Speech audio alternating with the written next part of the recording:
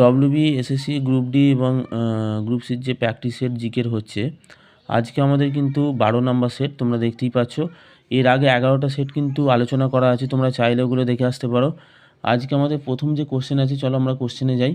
1 নম্বর question আছে, দেখো বঙ্গভঙ্গ কবে রদ করা হয়। বঙ্গভঙ্গ কিন্তু হয়েছিল আমরা জানি 1905 সালে, এবং বঙ্গভঙ্গ রদ করা হয়েছিল 1911 সালে 16ই অক্টোবর। তারিখটা একটু মনে রাখবে, 16ই অক্টোবর। আবারও বললাম, কারণ তারিখটা নিয়ে অনেক সময় কিন্তু কোশ্চেন থাকে। লোহার রপ্তানি বাণিজ্যে ভারতে ব্যবহৃত বন্দর কোনটা? দেখো, লোহার রপ্তানি বাণিজ্যে ভারতের ব্যবহৃত বন্দর হলো বিশাখাপত্তনম, আর এটা কিন্তু গভীরতম বন্দরও। আর শিলং মালভূমি 3 নম্বরে, দেখো শিলং মালভূমি কোথায় অবস্থিত?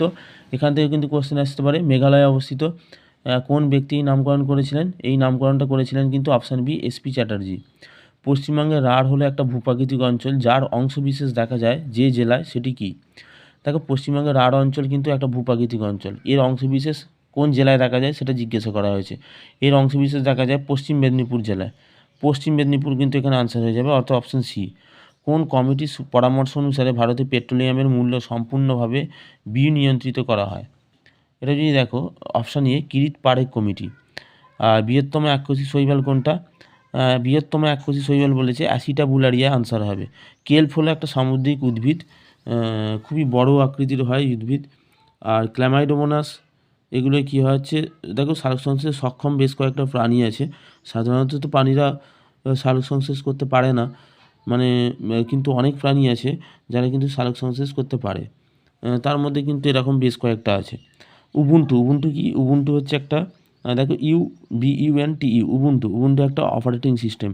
অপশান ডি কিন্তু হয়ে যাবে এখানে আনসার। এবার অপারেটিং সিস্টেমের মধ্যে কী কী পড়ে এগুলো একটু দেখে রাখবে অবশ্যই। তারপর দেখো, দেশলাই আবিষ্কার করেন কে? দেশলাই আবিষ্কার করেন কিন্তু অপশান এ। 8 দাগের কোশ্চেনটা হবে অপশান এ, JE ল্যান্ডস্টম। ইনি কিন্তু দেশলাই আবিষ্কার করেছেন। আর দেশলাই কাঠি তৈরিতে ব্যবহৃত হয়, একটু মনে রাখবে। ফসফরাস কিন্তু ব্যবহার করা হয়। ফসফরাস কি? একটা অধাতু, যেটা কিন্তু দেশলাই কাঠি তৈরিতে ব্যবহার করা হয়, বিশেষত লাল রঙের যে ফসফরাস আছে। কারণ ফসফরাসের 3টে ভাগ আছে, তোমরা যদি দেখো যে লাল রঙের ফসফরাস আছে, সাদা রঙের ফসফরাস আছে, কালো রঙের ফসফরাস আছে, মেনলি কিন্তু 3টে ভাগ আছে।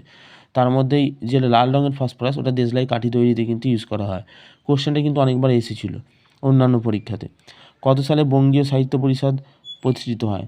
9 দাগের কোশ্চেনটা হবে অপশান ডি, 1893 সালে বঙ্গীয় সাহিত্য পরিষদ গঠিত হয়। ভারতীয় সংবিধানের 4র্থ অধ্যায়ে উল্লেখিত রাষ্ট্রের প্রতি নির্দেশমূলক নীতি। আগে বলে দিই, নির্দেশমূলক নীতিসমূহ আছে 36 থেকে 51 নম্বর ধারায়। আর এটা কিন্তু নির্দেশমূলক নীতিসমূহ গ্রহণ করা হয়েছে কোথা থেকে জানতে চেয়েছে, এটা কিন্তু অপশান বি, আয়ারল্যান্ড থেকে কিন্তু গ্রহণ করা হয়েছে। তারপর দেখো, সংবিধানের 280 নম্বর ধারায় যে প্রতিষ্ঠান গঠনের কথা বলা হয়েছে, 280 নম্বর ধারায় কোন প্রতিষ্ঠানটি গঠনের কথা বলা হয়েছে? না, অর্থ কমিশন হবে। 11 হবে অপশান সি, অর্থ কমিশন।